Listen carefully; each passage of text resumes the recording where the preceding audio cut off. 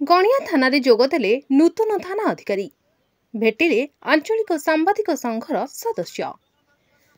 गणिया थाना कार्यरत थाना अधिकारी विनय रंजन परिडांकर चांदपुर थाना को बदली हेबा परे गणिया थाना नूतन थाना अधिकारी भावे जोग देइछन्ति लक्ष्मण दंडसेना। से बाणीगुछा थाना कार्यरत थिले। गणिया आईन श्रृंखला परिस्थिति को सुदृढ़ करने सहित जनसाधारण को उचित न्याय प्रदान करने को से चेष्टा करिवे बोली जणाइछन्ति। एपरिकी नूतन एसआई मिहिर रंजन मिश्र मध्य कार्यभार ग्रहण करछन्ति।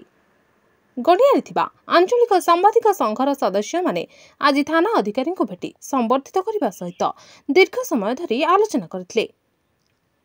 आंचलिक सांबादिक संघर सभापति अखिल बिहारी पाणिग्राही, कार्यकारी सभापति देवी प्रसाद दास, संपादक ब्रजबंधु देहुरी, सह संपादक प्रियव्रत षडंगी, ब्रजकिशोर साहू, रमेश कुमार मिश्र, अजित कुमार दास, पंकज कुमार साहू, सुब्रत कुमार राउत प्रमुख उपस्थित रहिते। सांबादिक एवं पुलिस सहित सुसंपर्क रखिबा निहाती आवश्यक बोली थाना अधिकारी प्रकाश करने सहित पुलिस को सहयोग करने को सांबादिक मानक जणाइथिले।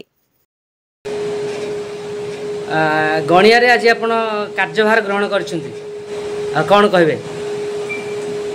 सर्वप्रथम तो मुझे समस्त गणियावासी को स्वागत जनाऊँ।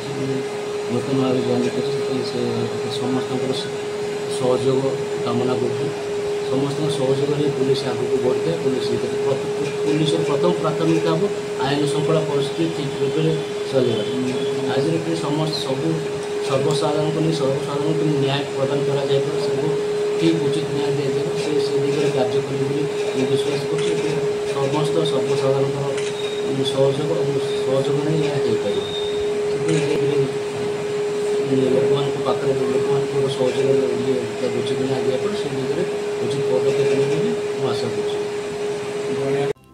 आपण मानकर स्नेह श्रद्धा एवं भल पाइबा को पाथ्य करी मणिभद्रा खबर यूट्यूब फेसबुक एवं पोर्टाल तार सफलता बजाय रखिछि। यह आहुरी लोकप्रिय करने को ई पेपर शुभारंभ आमको यही प्रेरणा एवं सहयोग जोगाइबा सहित लाइक शेयर एवं सब्सक्राइब करंतु। मणिभद्रा खबर संपर्क जनतार।